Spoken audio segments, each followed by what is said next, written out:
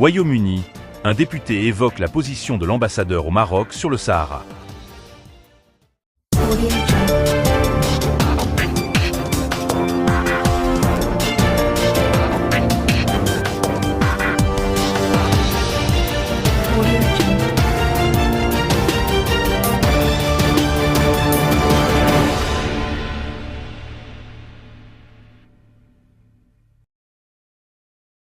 Au Parlement britannique, le député conservateur Daniel Kaczynski a appelé le gouvernement de son pays à reconnaître le Sahara comme partie intégrante du Maroc.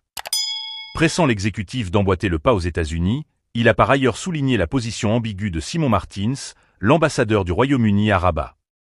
Dans un plaidoyer pour la reconnaissance de la marocanité du Sahara par le Royaume-Uni, le député conservateur britannique Daniel Kaczynski a mis en avant les intérêts communs entre Rabat et Londres sur les plans économiques, politiques et stratégiques, ainsi que les valeurs partagées de part et d'autre. Lors de cette séance parlementaire, tenue le 8 mai, il a par ailleurs évoqué la position peu convaincante de l'ambassadeur de son pays au Maroc sur ce dossier. Lors de notre visite au Maroc, nous avons eu une discussion très insatisfaisante au téléphone avec l'ambassadeur britannique. Comme à de nombreuses autres occasions, il a tenté d'indiquer que nous ne pouvons pas reconnaître le Sahara occidental car, d'une manière ou d'une autre, cela empiéterait sur nos relations avec nos territoires d'outre-mer, en particulier les îles Falkland. Pourtant, lorsque j'ai pressé l'ambassadeur britannique d'expliquer pourquoi et comment cela pouvait être le cas, aucune réponse satisfaisante n'a été donnée, a déclaré Daniel Kaczynski. Pour le député, il est question de faire pression sur le gouvernement britannique pour qu'il reconnaisse enfin la souveraineté du Sahara occidental en tant que partie du Royaume du Maroc. Dans ce sens, il a rappelé que le pays était le deuxième plus ancien allié du Royaume-Uni, un partenaire fiable et qui cherche le soutien britannique pour la reconnaissance du Sahara, tel qu'obtenu précédemment des États-Unis, un autre allié de taille pour Londres. Certains de nos autres alliés, l'Espagne, ancienne puissance coloniale au Sahara occidental, la France, les Pays-Bas, l'Allemagne et d'autres, tous reconnaissent que les propositions d'autonomie avancées par le gouvernement marocain pour le Sahara occidental constituent la meilleure option pour aller de l'avant. Et pourtant, au Royaume-Uni, nous restons en retrait.